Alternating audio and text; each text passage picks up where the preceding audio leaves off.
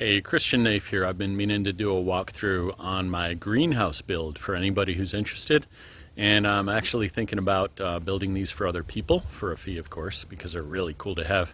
But let me show you this greenhouse and let you know what it took to build it and what I'm accomplishing with it so far. Turn my camera around here and say, first of all, this is my greenhouse. There's for your reference. That's my compost bin on the other side of it. But I've got some collards and cabbage growing here. There used to be a lot more, but we've eaten a bunch of them.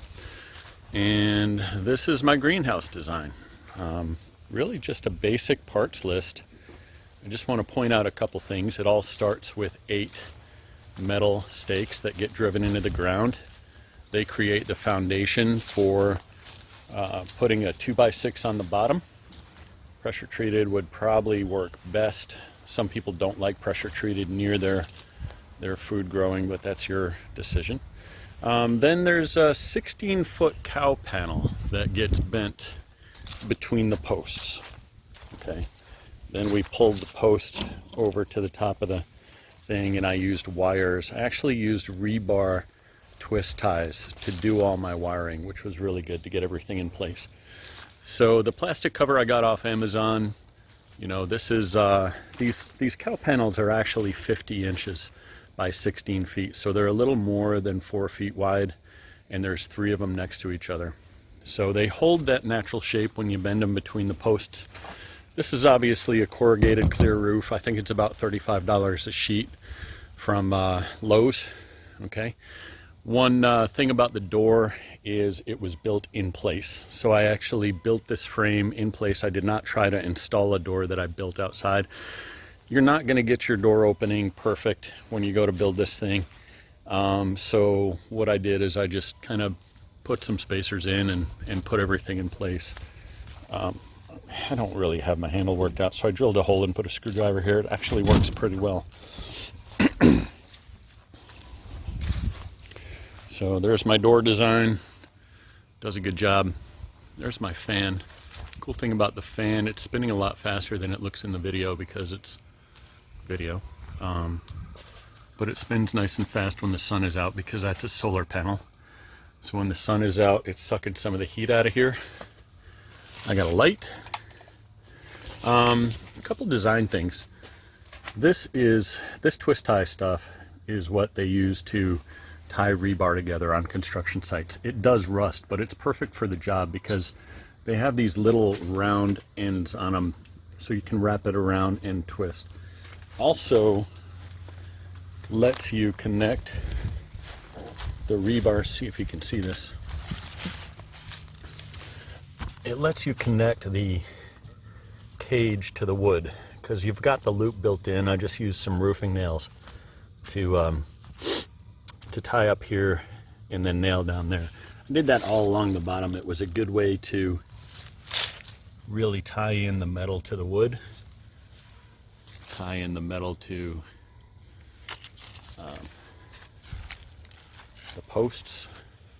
And this was my genius. I came up with this myself. I like to say it came from Holy Spirit. What this is the smallest PEX I could buy. It happens to fit very well around the cow iron. I made myself a miter box to cut a channel in just one side of the PEX and then push the PEX through my form. You can see how it's real springy stuff. So you get a saw blade width cut out of it and then you use a screwdriver to pry it open and then you stick it on and it holds the plastic in place. That was the coolest thing that I came up with in improvements on other people's designs. So, oh, here's another one. Okay, so this is a fish tank heater. It was about 17 bucks. Got a good deal at a local pet store.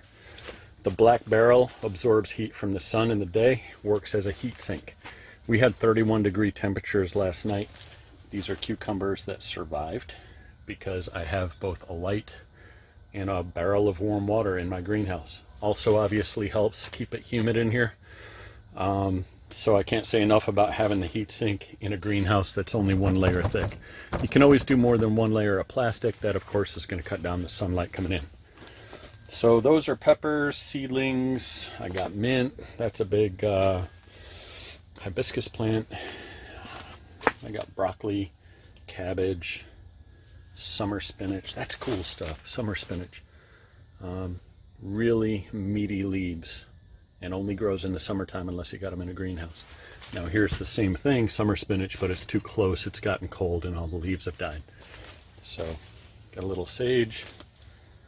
These are older pepper plants that I transplanted out of the garden when they had given up out there. I moved them in here and they are budding. More cucumbers, more peppers, green onion. Can't stop radishes. Radishes are amazing in the greenhouse. Looks like we got some kale coming up here. So this is shiplap. You can use any kind of wood, but you know, having the I think the larger volumes of dirt close to the ground are really going to help with heat. The black barrels again help with heat. I think if I put on, this is the north side, obviously sun's coming in here, this is the south side. I think if I put some of that, it's like foil covered bubble wrap that you can buy home improvement stores or shipping places, real silver. I think if I put that on the back, it would either cook or really help with the heat in the colder months. But not perfectly sealed up, there's gaps. It's kind of nice. I found a bee in here the other day, which is important when you got flowering plants, that bees can get in and out. One of the cooler things I figured out was this was gapping a lot, and this stuff will survive cuts. So I made cuts in this stuff. It doesn't tear easily, but if you just take that and stick it under there like that, well, in that one particular place it didn't work that well, but by tucking that under, you get to keep that plastic pretty close to the metal and have less of a big thing. Another thing I did is I took a heat gun. I was experimenting. This is my first greenhouse, but what you use to cut and wrap and whether you use a heat gun or not, this is messy again. This was the very first time I did the experiment. Worked a little better over here. This was the second time I tried it. The heat gun actually wrapped that that roofing material right around the pole.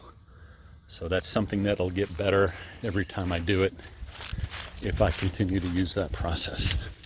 It worked well over here. It's pretty tight. It's under the plastic, but you can see it's pretty tight up on the pole. So I think it's worth having a door on each side.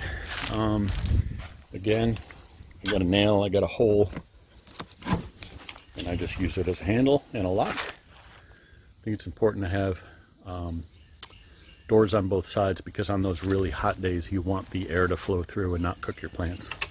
I'm in Wilmington, North Carolina, so we have 65, 70 degree days and 30 degree nights in the same week.